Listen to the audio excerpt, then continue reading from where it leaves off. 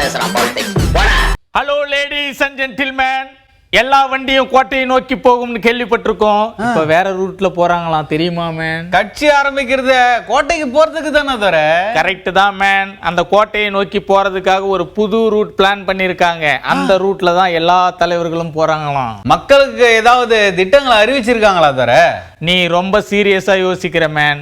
சென்னையில கிழக்கு கடற்கரை சாலையில போறதுக்கு கடுமையான போட்டியா இருக்குதான். மாமல்லபுரம், புதுச்சேரி சுற்றுலாவா தர?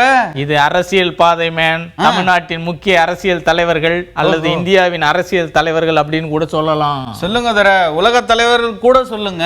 சொல்றேன் கேளு மேன். தமிழ்நாட்டின் துணை முதலமைச்சர் உதயநிதி ஸ்டாலின் கிரீன்வே சாலை குறிஞ்சி இல்லத்துல நிர்வாகிகளை சந்திச்சாலும் ஈசிஆர் ரோட்ல இருக்கிற வீட்டுல தான் இருக்கிறாராம். அங்கதான் விஜய் இருக்கிறாரு தர. இப்பதான் நீ நம்ம ரூட்டுக்கே வந்திருக்க. ஈசிஆர் ரோட்ல உதயநிதி வீடு இருக்கிற மாதிரி விஜய்க்கு ஈசிஆர்ல வீடு இருக்கு. கனையூர்ல தான் விஜய் அலுவலகம் இருக்குது. அப்ப முக்கியமான அரசியல் தலைவர்கள் கூட சொல்லுங்க தர. அப்புறம் என்ன? நாம் தமிழர் கட்சி ஒருங்கிணைப்பாளர் சீமான் வீடும் ஈசிஆர்ல தான் இருக்குது. அண்ணனும் அந்த கூட்டணியில தானா? நீ வேற கணக்கு போடாத மேன்.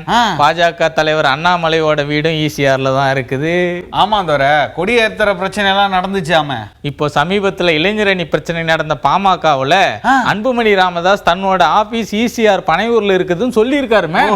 கூட்டி கழிச்சு பார்த்தா கணக்குல வரலையே தர. அப்படித்தான் எல்லாரும் நினைக்கிறாங்க. உதயநிதி, சீமான், அன்புமணி, அண்ணாமலை எல்லாரும் ஈசிஆர் வீட்டுல இருக்காங்களே. எதிர்கால அரசியல் கிழக்கு கடற்கரை சாலை நோக்கி இருக்குதே மேன். அது கோட்டைக்கு போற ரூட்டு தானே தர அது?